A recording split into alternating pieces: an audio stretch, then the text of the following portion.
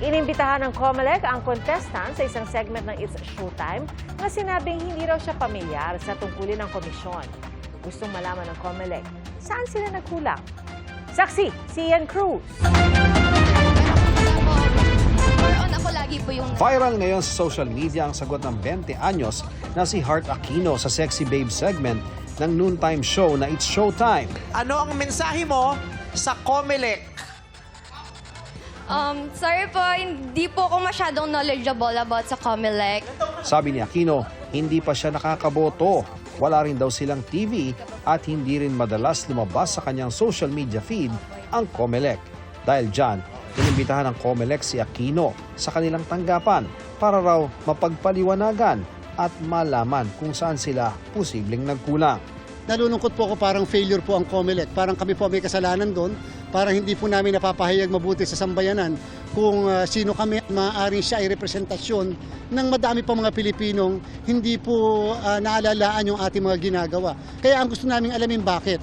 Sinisika pa naming makuhang pahayag ni Aquino. Sa edad na 20, bahagi si Aquino ng mga tinatawag na Gen Z o yung mga edad 18 to 28 ngayong taon.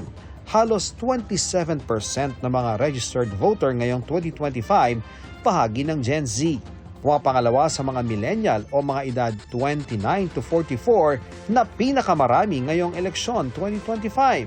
Baka sakaling matulungan niya kami upang sa pamamagitan niya bilang isang kabataan ay siya mismo ang magamit namin upang maipahayag hindi lang kung sino ang COMELEC, kung hindi paano ba boboto ang kabataan sa darating na halalan.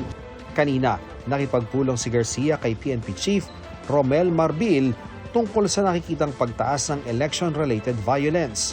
Yung election-related violence base doon sa naibigay sa atin na suma ng ating Philippine National Police ay 29. Kaya lang sinabi rin natin na ito po ba ay updated na o ito ay kakailanganin ng update. At inamin naman po sa atin ng PNP na hinihintay pa nila yung reports ng halos 6 na rehiyon ng ating bansa. Para sa GMA Integrated News, ako si Ian Cruz, ang inyong saksi. Pag-aaralan ng Department of Transportation ang pag-terminate o pagtigil sa kontrata para sa Unified Grand Central Station na magdudugtog sana sa LRT-1, MRT-3 at sa ginagawang MRT-7.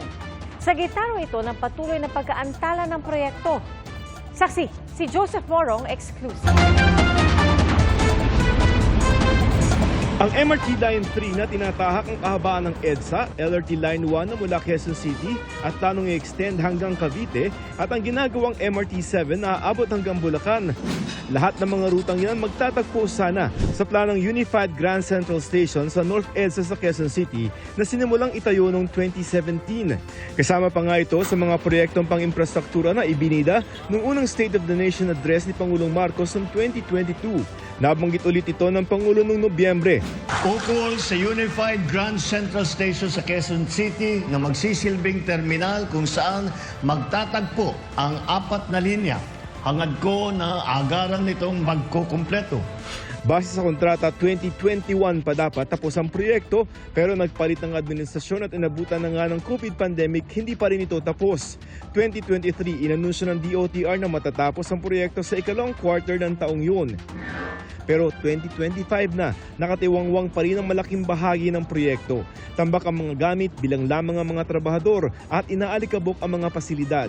Agosto nung isang taon nang tumigil yung trabaho dito sa bahaging ito ng Grand Unified Station. Sayang kasi itong nakikita nyo sana, viaduct ng LRT Line 1. Ibig sabihin, kung magawa na itong complex na to, dito na yung konektado yung LRT Line 1, MRT 3, and later on yung MRT 7. Ito, pag dito kayo sasakay, pwede kayong dumiretso hanggang doon sa pinakadulong istasyon ng LRT Line 1 doon sa may Parañaque. Nasaksihan ng GMA Integrated News ang biglaang pagpunta ni Transportation Secretary Vince Dizon sa proyekto. Nakakalungkot at nakaka-frustrate. Nakikita mo, nandito na siya, nakatenga lang, walang nangyayari. It's unacceptable na hirap na hirap yung mga kababayan natin. 2019 pa na i-award ang kontrata sa BF Corporation ni yumaong MMDA Chairman Bayani Fernando. Ayon sa DOTR, isa sa idinadahilan ng delay ang COVID-19 pandemic. Clearly now, I think we have to study termination already at this point. Of course. I mean, isang taon na itong nakatenga. Kung simulan ulit, kayaan niya itong matapos bago ang taong 2028. Kinukuha pa namin ang panig ng BF Corporation. Kaugnay naman ang 7.3 billion peso rehabilitation ng EDSA bilang paghahanda sa pag-host ng Pilipinas sa ASEAN 2026. Hindi po magsasara ang EDSA busway. Kahit na rini-rehab ang EDSA. Kunyari, may ginagawang portion ng EDSA. Meron din pong portion na siguro gagabas, pero babalik din sa mga portion na hindi pa ginagawa o tapos na. Lalabas sila dahil po isasara natin yung regular na bus lane, pero mag-iiwan nga po tayo ng mga gaps o libay doon sa mga portions ng bus station po para naman safe din po yung ating mga riding public. Para sa GMA Integrated News, ako si Joseph Morong, ang inyong saksi. 75 milyong pisong halaga ng mga tsinelas at sandals na ginaya umano sa kilalang brand kumpiskado. Natunto ng mga pekeng produkto sa mga warehouse sa May Kawayan, Bulacan. Bukod sa tatak ay gayang-gaya rin umano ang disenyo pero di hamak na mas mura sa original brand. Isinara na ang mga warehouse na napag-alamang walang business permit. Arestado ang 4 na Chinese national na nagmamay-ari umano ng naturang kumpanya. Nahaharap sa reklamong paglabag sa Intellectual Property Code of the Philippines ang mga suspect na wala pang pahayag. Mga pinagbitiw na appointee ng Presidential Communications Office pinag-aaralan kung mananatili o papalitan sa pwesto. Ayon sa bagong kalihim na si Secretary J. Ruiz, walang personalan sa paghingi ng courtesy resignation. Usually gano'n naman talaga kasi we're all presidential appointees here. Kumbaga, siyempre, free hand sa pagpili ng ating kasama. Mahirap din po kasi, siyempre, dapat magkakatiwalaan. Kasi kung hindi mo kasama, hindi mo naman sila kakilala. So of course, as secretary, dapat dalhin mo rin yung sarili ng tao. Ani Ruiz, marami rin problema sa PCO, gaya ng mga leak, intriga at siraan. I-evaluate lahat ng pinagbitiw na appointee at saka didesisyonan kung sila ay mananatili o papalitan sa kanilang pwesto. Para sa GMA Integrated News, ako si Marisol Abduraman, ang inyong saksi. Paiimbestigahan ng Department of Transportation ang viral na paghuli ng mga enforcer ng LTO sa isang magsasaka sa Bohol. Tanggal sa pwesto ang 5 traffic enforcer na sangkot sa insidente. Saksi si Joseph Moro.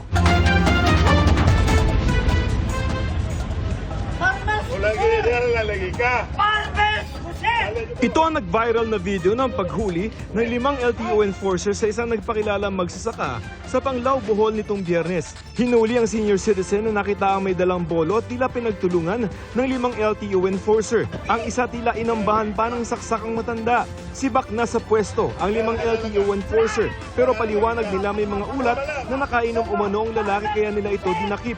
Pero sabi ng Transportation Department, kahit pa.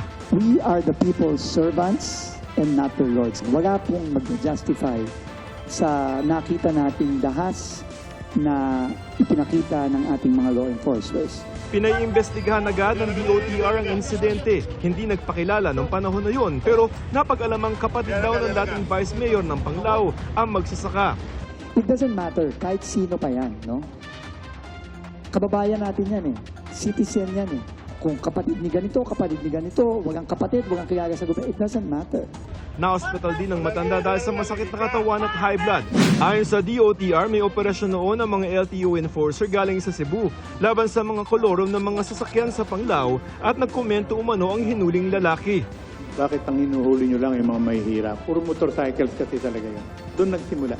Pinare-review na ng Department of Transportation yung protocol ng paninita ng mga enforcers sa mga motorista para masiguro na hindi daw ito naaabuso. Kahit daw si Transportation Secretary Vince Dizon nagtataka sa madalas niyang nakikitang paninita sa mga motorsiklo pero hindi naman aniya ititigil ang mga operasyon habang may nangyayaring pagrepaso. Laging pinapara at tinatabi ng mga law enforcers sa daan. Tinatanong ko na bakit kaya? It is incumbent on law enforcers especially to always exercise maximum tolerance. No, hindi po pwedeng ganon. Lima po sila, nag-iisa po si Mang Bert. We apologize profusely for its happening. Para sa GMA Integrated News, Joseph Morong, ang inyong saksi. Unang Martes ng Marso, may naghihintay na oil price rollback para sa mga motorista. 70 sentimo ang tapyas presyo sa kada litro ng gasolina at 80 sentimo kada litro ang rollback sa diesel. Sa kerosene naman, piso at 40 sentimo ang bawas kada litro. Tinalagan ng National Historical Commission of the Philippines ang kumakalat online sa China na dating naging bahagi ng China ang Palawan. Saksi si Chino Gaston. Ikinakabahala ng mga ahensya ng gobyerno ang post na kumakalat sa mga Chinese social media.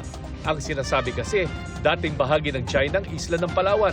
Ayon pa sa post, dati raw tinawag ang isla na Zhanghe Island, ipinangalan sa isang Chinese explorer na naglakbay sa Asia mula 14th hanggang 15th centuries. Kaya dapat daw ibalik sa China ang teritoryong ito ng Pilipinas. Pinalagan ng National Historical Commission of the Philippines ang maling impormasyon na tila nagkukondisyon daw sa kaisipan ng mga Chinese. By conditioning their public, conditioning yung mga citizens nila to slowly accept na Palawan might be part of their territory.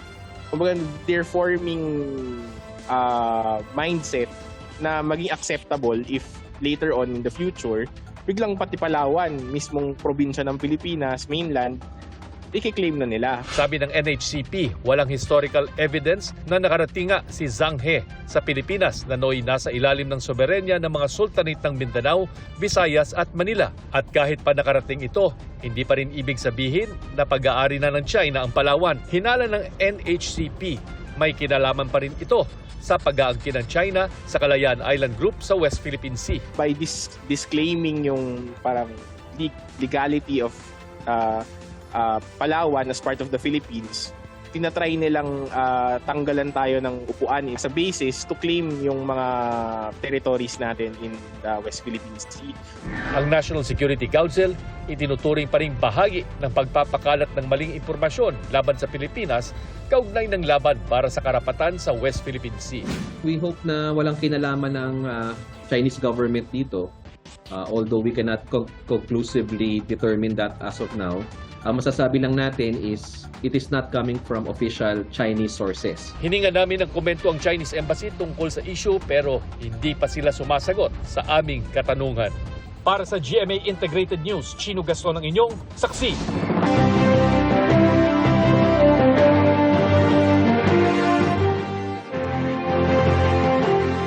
Pitumpung araw bago mag-eleksyon 2025, interes ng iba't ibang sektor ang isinulong ng mga kandidato sa pagkasenador sa pag-iikot nila ngayong araw. Ating saksihan!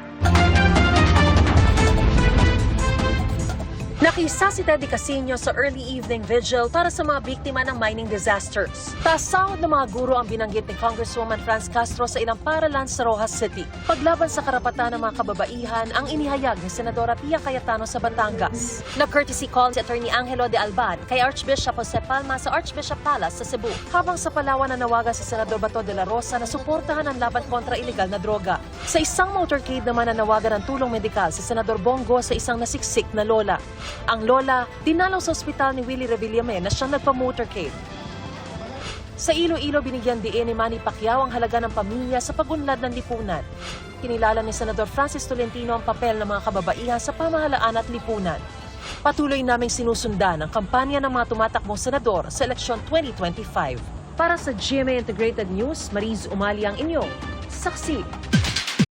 Mga kapuso, maging una sa saksi. Mag-subscribe sa GMA Integrated News sa YouTube para sa iba't ibang balita.